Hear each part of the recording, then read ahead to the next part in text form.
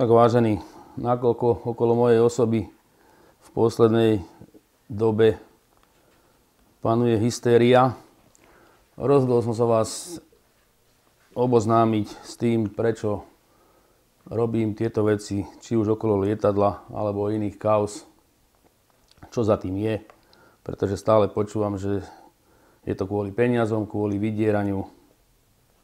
Tak urobte si po tomto videu na to svoj názor. Toto všetko začalo v roku 94., keď ma obvinili z niečoho, čo som vôbec neurobil a mal som uzavrieť nejakú zmluvu s istou firmou na 100 000 slovenských korún. Zaujímavé je na tom, že až v roku 96. bolo podané v tejto veci na mňa trestné oznámenie a až v roku 98 boli vypočutí svedkovia v tejto veci. Medzi tým som im prišiel na to, že robili podvody z DPH a po mojom zistení firmu, s ktorou som mal mať údajne uzavretú zmluvu, ktorú nikto nikdy nevidel a nebola ani prílohou toho trestného konania, túto firmu predali občanom vietnamskej národnosti. To ale nevadilo policajtom a prokuratúre, aby začali vo veci konať a tak ma obvinili z podvodu. 4.12.2001 ma Bratislavský súd prvýkrát v tejto veci oslobodil, pretože neexistovali žiadne dôkazy. Teda od začatia konania po 7 rokoch.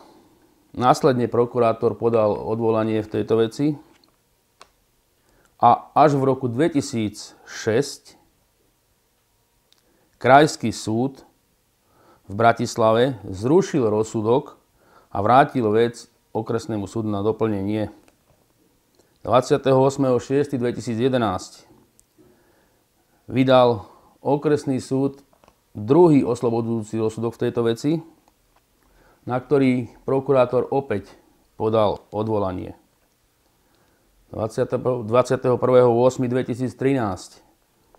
Krajský súd opäť zrušil rozsudok okresného súdu a nariadil, aby vec prejednal iný senát, aby spravodlivo vo veci rozhodol. Urobil to na základe toho, že okresný súd Bratislava doplnil to, o čo ho Krajský súd žiadal. 6. respektíve 7.12.2013 bol spis pridelený inému sudcovi a 9.12.2013 iný sudca bez akýchkoľvek dôkazov alebo vypočutí svedkov vydal trestný rozkaz, kde v úvodzovkách spravodlivo rozhodol a odsúdil ma na 1 rok podmienečne na dobu 3 rokov. Teda za 2 dní alebo za 3 dní si naštudoval celý spis.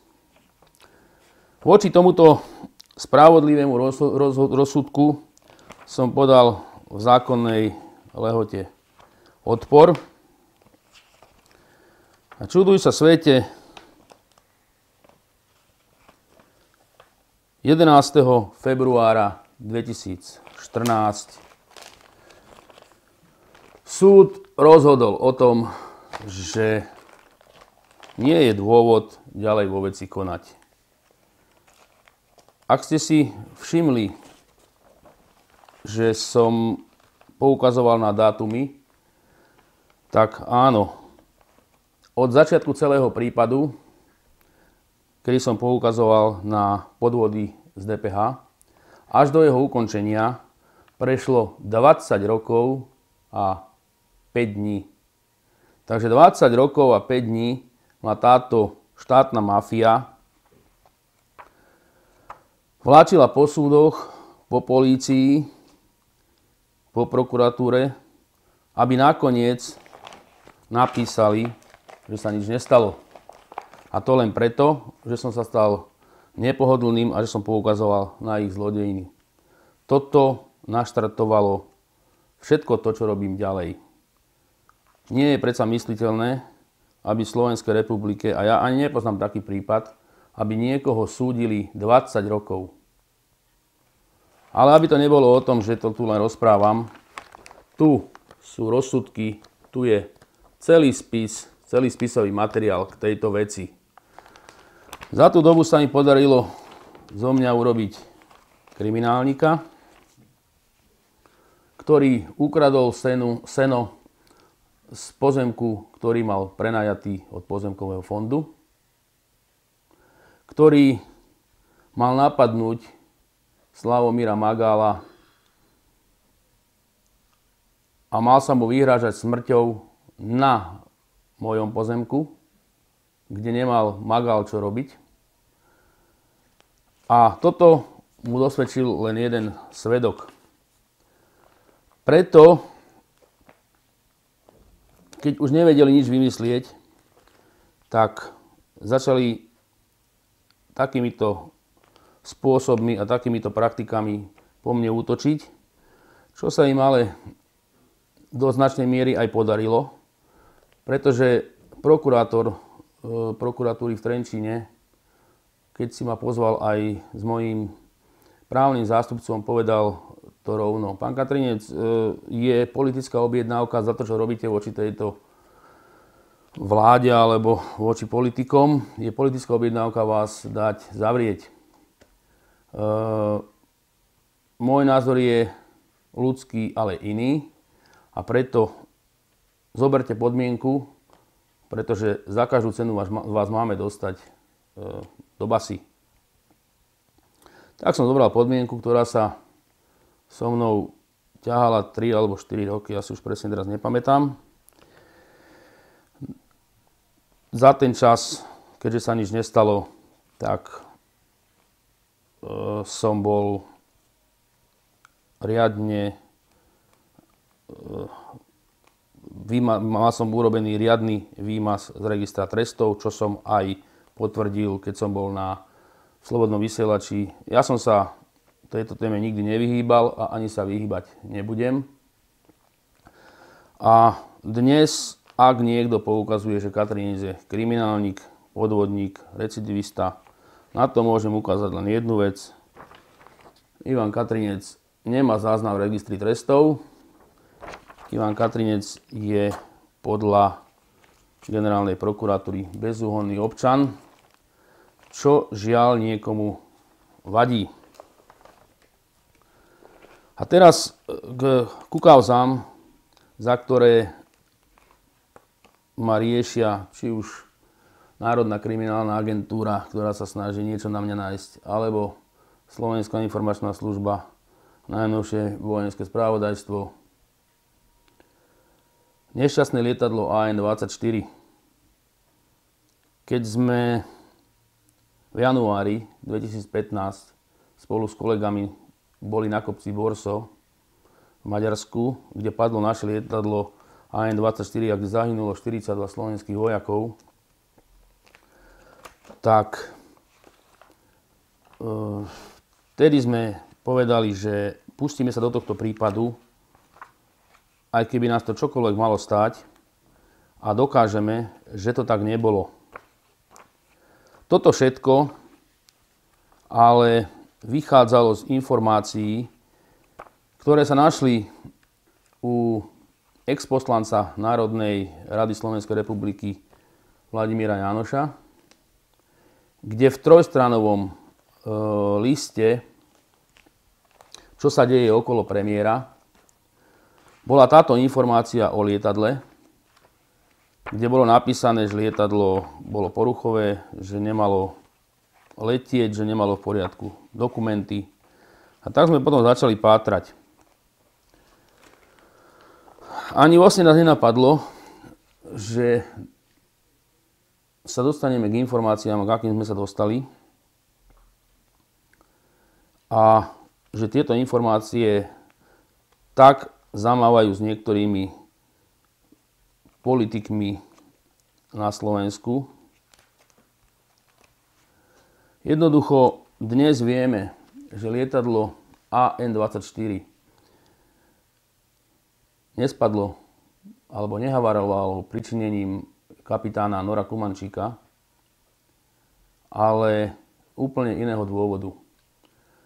Preto nevidím dôvod, ako tvrdí minister obrany, že bolo všetko vyšetrené v súlade so zákonom, aby sa postavili pred kamery, zobrali vyšetrovací spis a povedali, odtajňujeme ho, nakoľko Katrínec po nás útočí nezmyselnými vecami, vymýšľa si, konšpiruje.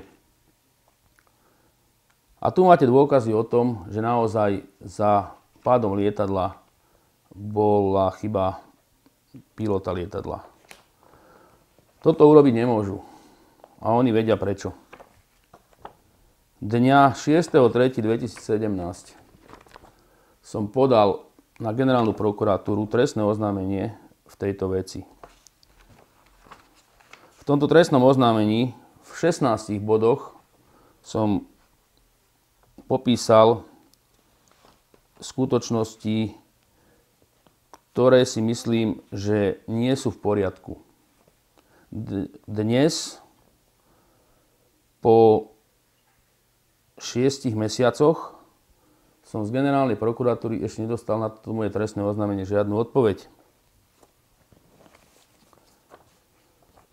Už nikto neverí tomu,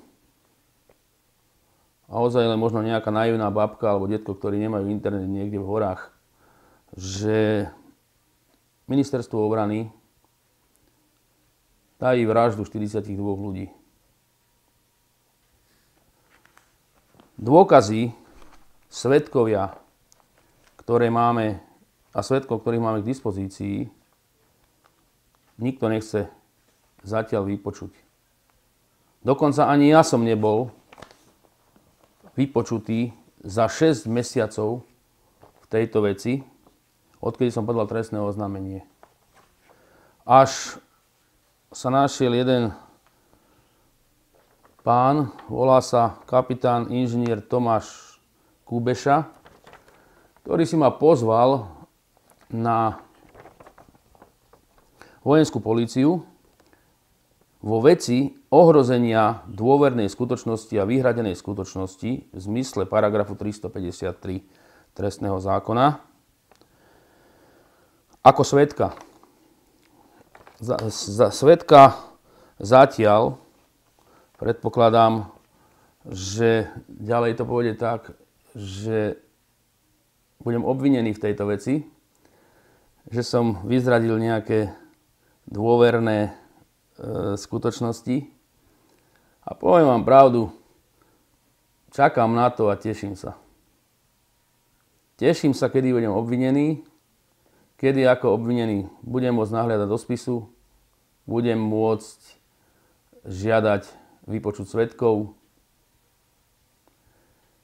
Aby pravda, ktorú zamlčujú, či už minister obrany a ďalší politici, vyšla najavo. To, že toto je téma, ktorá je horúca, o tom svedčí aj fakt, že sa k nej nevyjadril nikto. Premiér vlády, minister obrany, prezident republiky, predseda Národnej rady. Jedine generálny prokurátor podal po svojej hovorkyni vyjadrenie, že nemá problém, aby sa otajnil spis. Či to urobil len pro form, to vie iba on, pretože veľmi dobre vie, že zákon je postavený tak, že spis môže odtajniť jedine minister obrany, čo aj patrične dal generálnemu prokurátorovi Gajdoš najavo a posledná jeho reakcia bola, že spis neodtajní. Ja som sa nikdy netajil, že tým, že pokiaľ to nepôjde na Slovensku, urobíme sedenia mimo Slovenska a s určitými ľuďmi a budeme hľadať pravdu tam. Tak sme aj boli u ministra obrany srbskej vlády, u pána Vujina, ktorý nám v tejto veci prisľúbil pomoc. A dokonca na ministerstve padla taká vec, že pád lietadla AN-24 súvisí s kauzou vyvraždenia Srbov kosovskými Albáncami v Príštine. Mňa nezaujímalo a ani ma nezaujíma, čo naši robili v Príštine. Mňa zaujíma to, aby sa postavili pred kameru naši politici a povedali pravú príčinu havárie. Toľko nezrovnalostí, čo je vo vyšetrovacom spise, ku ktorým sa vyjadrili odborníci z letectva. Či už to bol pán Kandrač, ktorému sme ukázali fotodokumentáciu a ktorý bol blízko týmu vyšetrovania, povedal, že tieto informácie a tieto fotografie nikdy nevidel. Či už to bol znalec z oboru súdneho lekárstva, ktorý povedal, že adrenalín, ak bol robený, na čo sa odvolávali vo vyšetrovacej správe, tak mal byť zapísaný do znaleckých posudkov, čo ale urobené nebolo. Nie som si vedomý veci, že by som ohrozoval tým, že chcem odtajniť spis, respektíve zistiť to, čo sa stalo Slovenskú republiku. Tak, ako to povedal Gajdoš, je v záujme Slovenskej republiky, aby spis zostal utajený. Ja sa pýtam, aký záujem má Slovenská republika na tom, aby zostal spis utajený? Čo taja? A prečo sa nechcú postaviť pred kamery a povedať, že to bolo ináč? Áno, spolupracujeme aj s inými ľuďmi na tomto prípade, a nie len zo Srbska. A môžem vás ubezpečiť, že to dotiahneme do konca.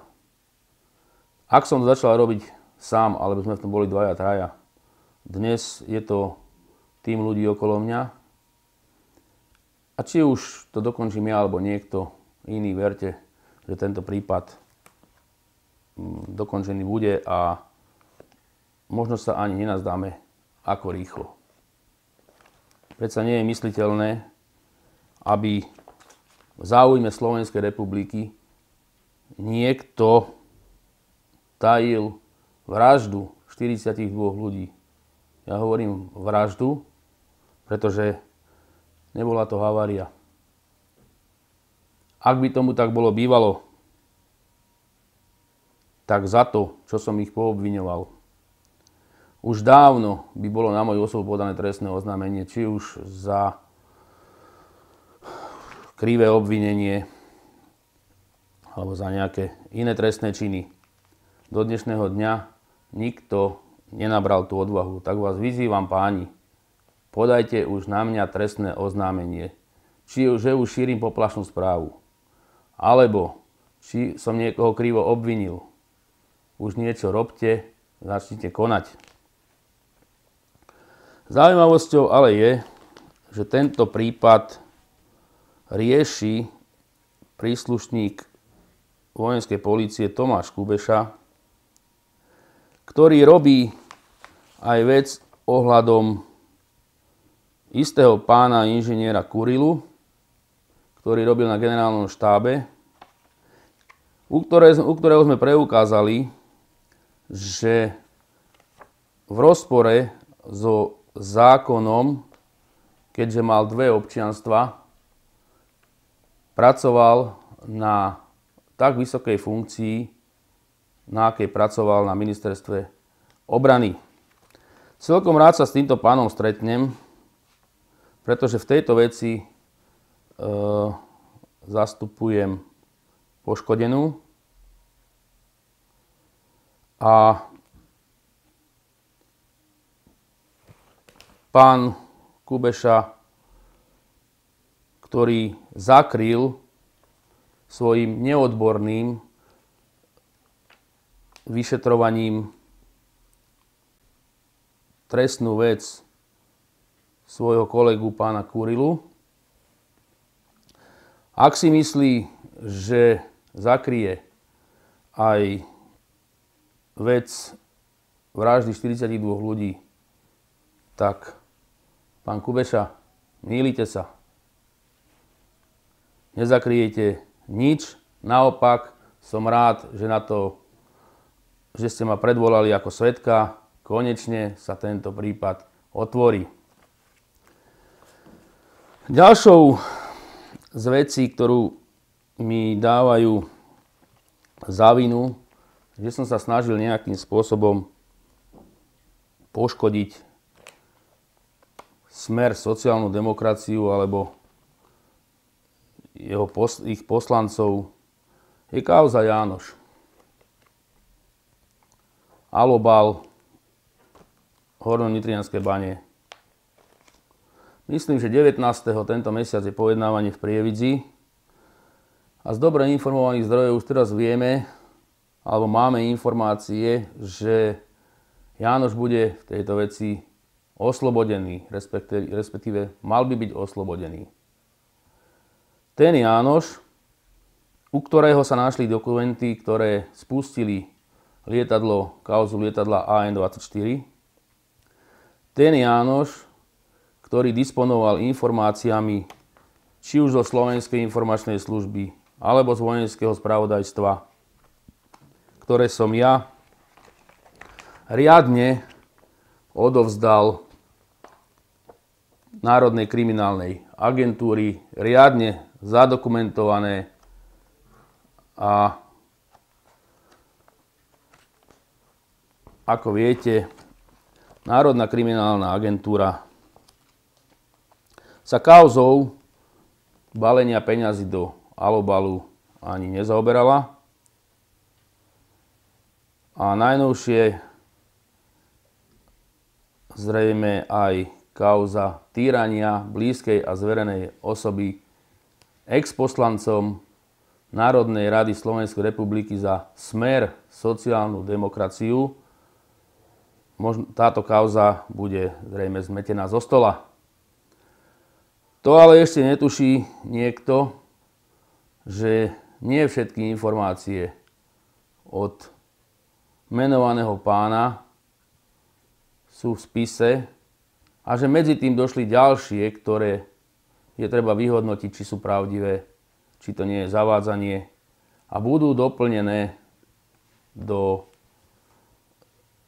alebo budú odoslané prokuratúre, aby v ďalšej veci konala a aby nedopustila, aby sa stalo to, že tento človek len za to, že má za sebou politických spriaznencov a že má peniaze, ktoré nakradli z daní slovenského ľudu, keď to tak môžem povedať, že si kúpi beztrestnosť. Aj v tomto prípade ideme ďalej a budeme bojovať za spravodlivosť. Ak sa objavili informácie, že niekto niekoho vydieral, alebo že Katrinec niekto niekedy vydieral, či to už bol Jánoš, alebo niekto iný, tu chcem poznamenať, že do dnešného dňa ani jedno trestné oznámenie na Ivana Katrinca nebolo v súvislosti s takouto vecou podané. A môžete mi veriť, že keby tomu tak bolo, tak orgány činné v trestnom konaní by si na mojej osobe zgustli. Ďalšia kauza, ktorá zatiaľ ešte po Slovensku nejakým spôsobom nekoluje, je kauza priemyselných emisí, v ktorej je zamontovaný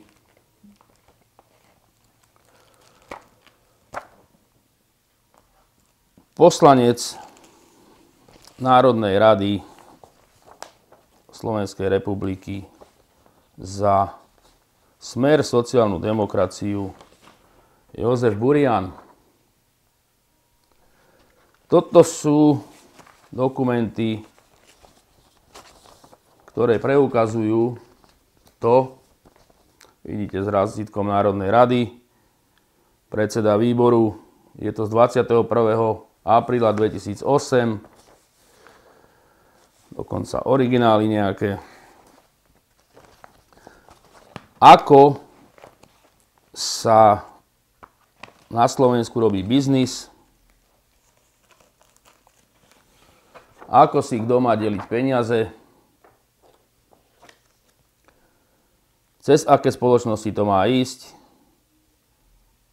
Napríklad to, že 51% si nechá štát, 25% má ísť Jozefovi, tajomníkovi a jeho ľuďom a 24% má ísť ľuďom, ktorých ešte ďalší určia.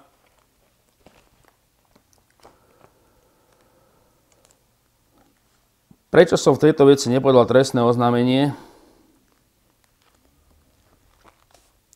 Túto vec zdokumentujeme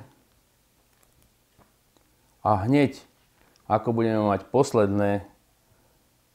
poslednú skladačku urobenú, tak verte, že Národná kriminálna agentúra to na stôl dostane. Ale vlastne oni o tomto aj vedia, pretože keď som sedel s prezidentom policajného zboru pánom Gašparom, myslím, že to bolo 2 roky dozadu, a s bývalým riaditeľom Národnej kriminálnej agentúry pánom Gogom, tak tieto veci som im na stôl dal. Ukázal som im to. Takže myslím, že oni ich vedia.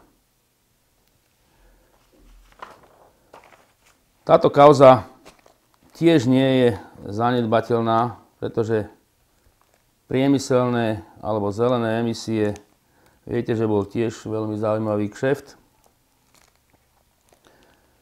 Vieme, aké zelené projekty boli robené z tohoto celého. A vieme aj, ktoré blízke skupiny dostali zákazky, myslím, blízke skupiny Smeru dostali zákazky. Ale aby to nebolo len o Smere.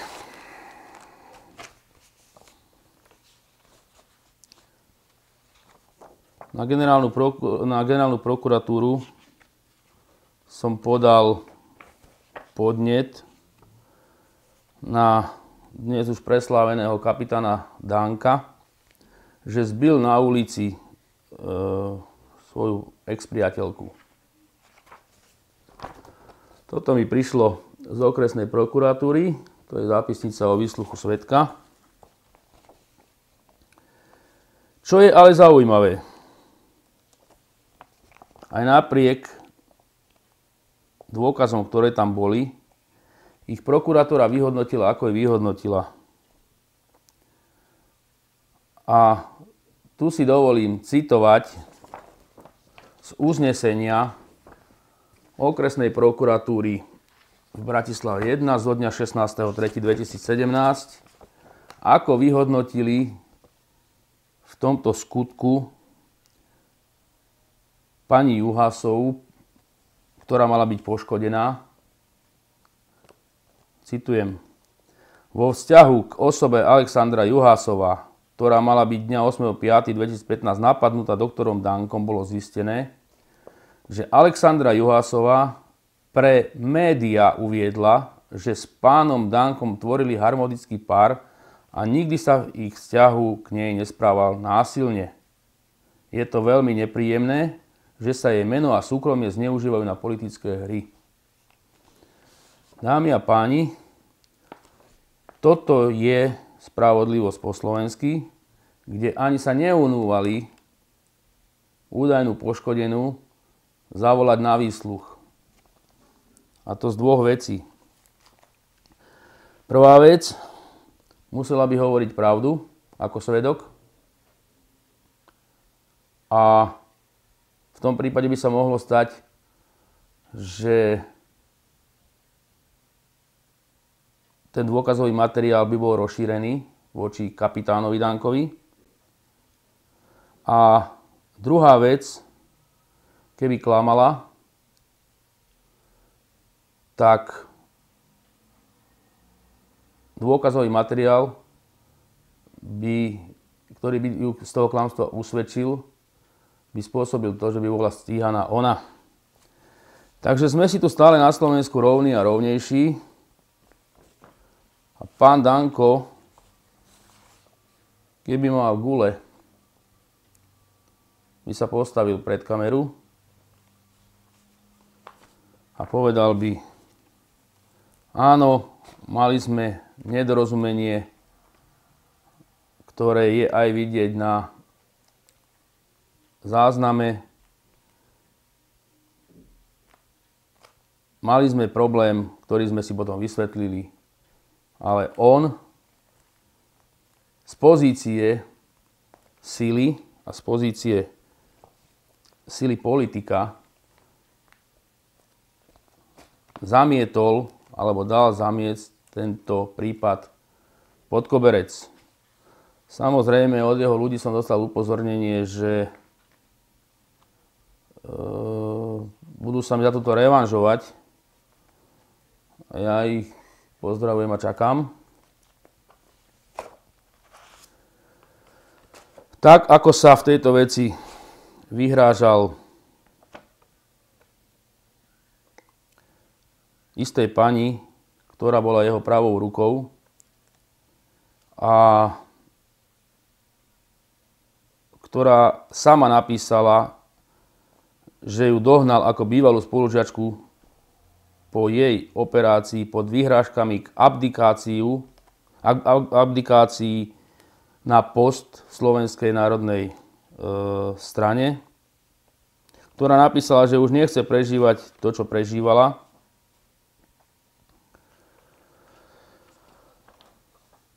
Ktorej kolegovia a advokáti vzhľadom na jej vtedajší psychický stav poradili, aby sa na to vykašľala, aby nešla do konfliktu s Dankom.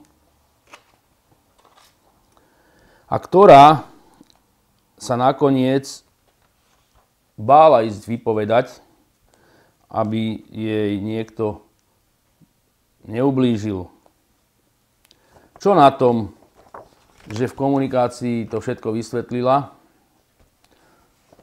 Čo na tom, že to dala na papier, keď potom sa bála ísť vypovedať voči týmto grázlom v tejto gubernii? Ale aby sme neboli, alebo aby ste vy neboli prekvapení, že tieto prípady sú na konci, no nie sú. Možno nebude dlho trvať a bude tu iná vláda a táto iná vláda tieto spisy odtajní, pretože skutky, ktoré v nich sú, či už je to v AN24, sú nepremlčateľné, podobne ako je to aj v zelených emisiách pán Burian. Ale keď už nevedeli ako na Katrinca, tak navštívili jeho matku. Dvaja páni, predstavili sa, že sú ani nevieme odkiaľ, ukázali odznaky a hľadali osobu Ivana Katrinca. Moja 70-ročná mama im povedala, že je doma a že nech idú za mnou. V zápäti mi volala, povedal som jej, že som doma, nech ich pošle za mnou. No za mnou už neprišli. Takýmto spôsobom chceli zastaviť moje aktivity. Mojich rodinných príslušníkov zastrašovali, keď už vedeli, že im to nepomôže u mňa. A keď už naozaj boli na dne, keď to tak môžem povedať, tak urobili to, že blázňa s kamerou na hlave istého pána Daňa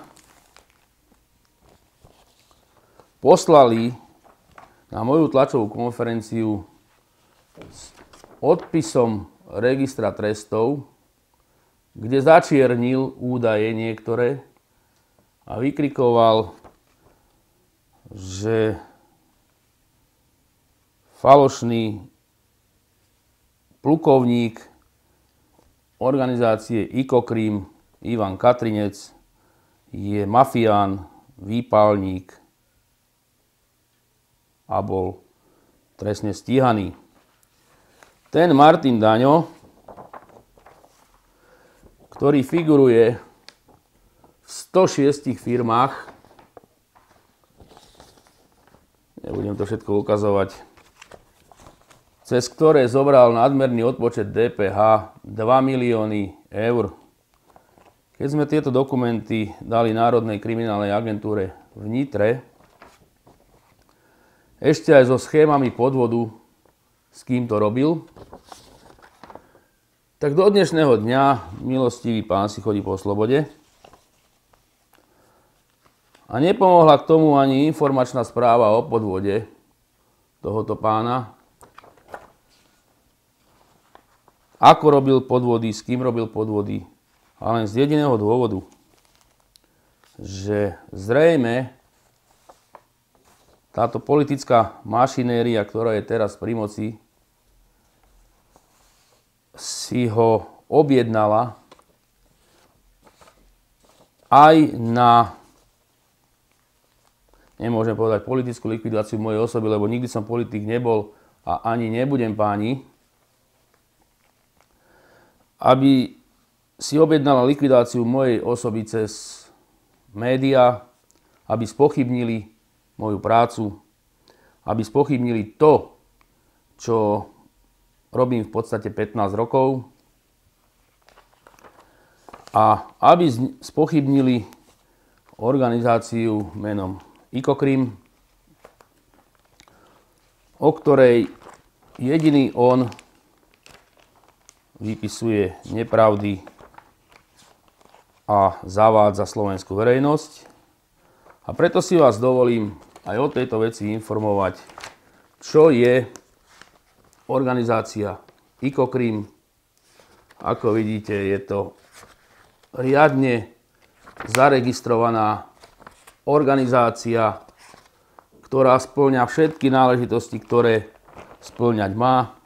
Dokonca 10.7.2015 bola v tejto organizácii robená veľká kontrola krajským riaditeľstvom policajného zboru, ja to dám takto na kameru, s výsledkom, citujem, kontrola nezistila žiadne pochybenie alebo vykonávanie nejakej trestnej činnosti.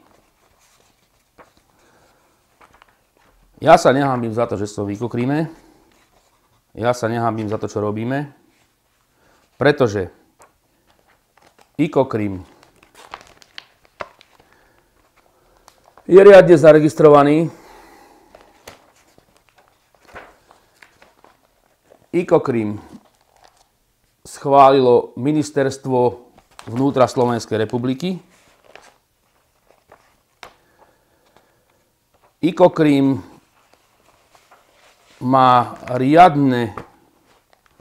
je riadne vedený na štatistickom úrade Slovenskej republiky.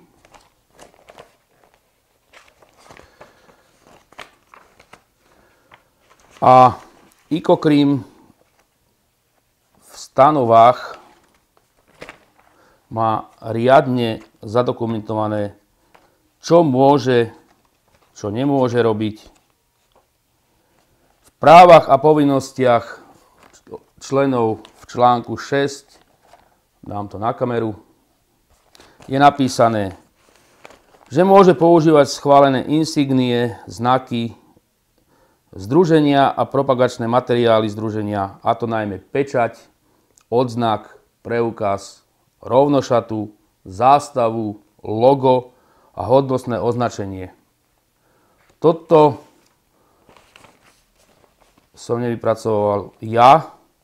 Tieto stanovy vypracovali právnici a tieto stanovy riadne zaregistrovalo Ministerstvo vnútra Slovenskej republiky. Ale aby to nebolo len o stanovách, dovolím si aj povedať, kto všetko sa zúčastňuje konferencií, ktoré poriada ICOCRIM. A myslím, že niektorí ľudia budú z toho dosť prekvapení, pretože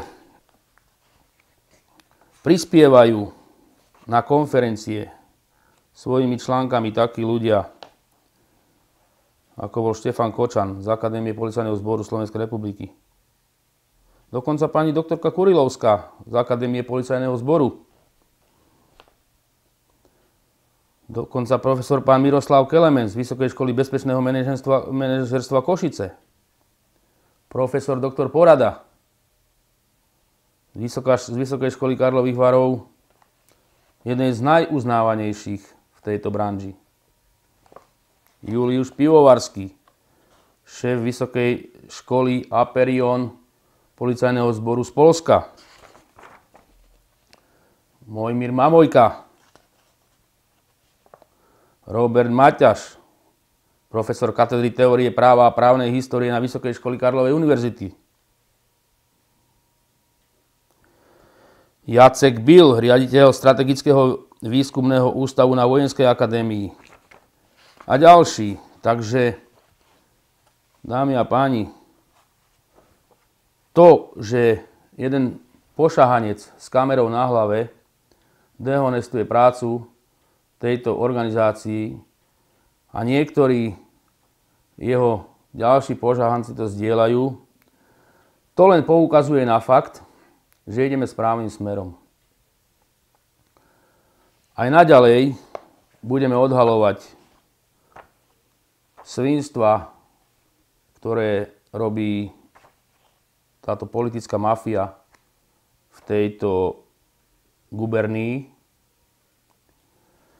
A môžem ich upozorniť a hlavne aj ubezpečiť. Páni a dámy, nezbavíte sa ma. Jedine, že by ste ma zabili. Ináč ideme ďalej. Vyšetríme, čo sa stalo v lietadle AN-24, respektíve dáme podklady na vyšetrenie, čo sa stalo v AN-24. Ako aj v iných kauzách, či už sú to rozkrádania, ktoré spustili eurofondy, kde máme zmapovaných takmer 280 prípadov rozkrádania. Teraz si poviete, prečo to všetko nedáme na Národnú kriminálnu agentúru, a odpoveď je moja, na čo? Aby to zamietli pod koberec. Ja chcem veriť a verím, že v krátkej dobe na tomto Slovensku príde k niečomu, čomu sa hovorí prevrat, a že na miesta týchto skorumpovaných politikov sa postavia ľudia, ktorým na Slovenskej republike záleží a ktorí sa kauzami, ktoré doteraz sú uložené v šuflíku, budú zaoberať. Aj včera a prevčerom som dostal niekoľko správ, aj telefonátov, či sa nebojím, aby som nechodil na vojenskú políciu sám, aby som tam zobral nejakého advokáta.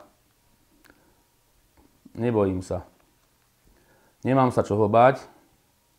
Ja som tých 42 ľudí nezavraždil.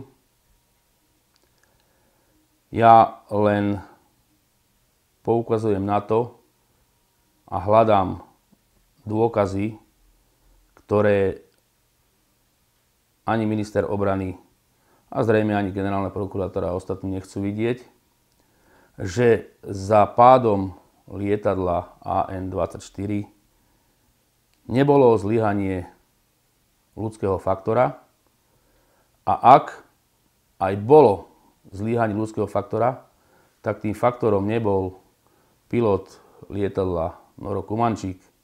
Nebyť tejto kauzy, možno tu dnes nesedíme. A možno sa neotvoria aj kauzy iné. To je tak všetko. Ja myslím, že krátke zhrnutie toho, čo som za tých posledných 15 alebo 20 rokov robil.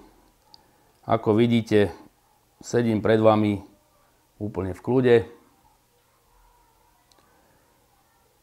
Tých 20 rokov, čo ma ťahali po súdoch, po polícii a po prokuratúre, určite na mne zanechalo stopy. A to také, že ma posílilo. Posílilo to moju osobu. Prestal som sa báť. Prestal som sa pozerať doprava, doľava. Pozerám sa len dopredu. Pozerám sa dopredu preto, aby som našiel novú motiváciu do ďalších kauz, ktoré predpokladám, že prídu. A pozerám sa do toho preto, lebo mi na tom Slovensku záleží. Vyrastajú tu moje deti a nechcem, aby žili tak, ako ja posledných 20 rokov.